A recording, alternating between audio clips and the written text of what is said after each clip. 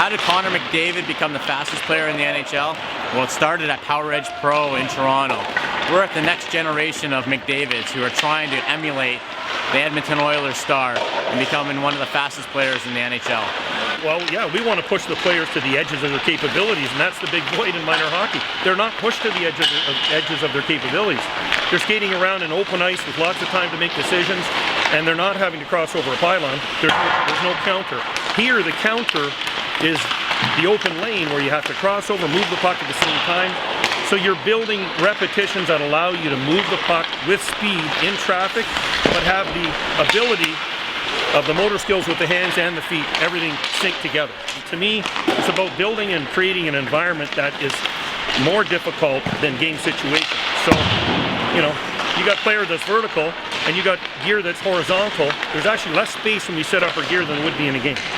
So if you can get through this circuit at full speed, now your game transfer, you're far better in game transfer there. I think the most important part of the training here is the counter, because anybody can react to a pylon, they can react to a coach with a stick out, but to be able to counter, that's what stimulates the overload. And when players have to come up, if they can't counter, they lose their speed.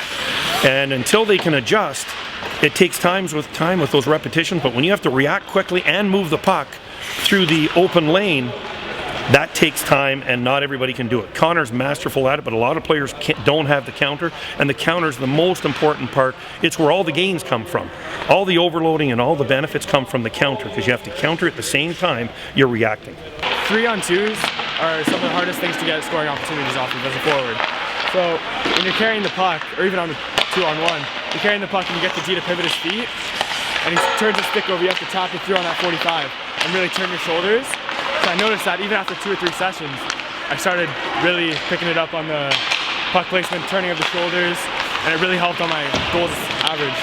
And it's easy for the younger players to start building those reps because of the, they're more flexible. It's tougher for the older players, but definitely there's a lot of great skilled players. We have a couple skilled players here, and obviously all the top, the OHL draft, the WHL, the Q, a lot of the top players have been training for years with us.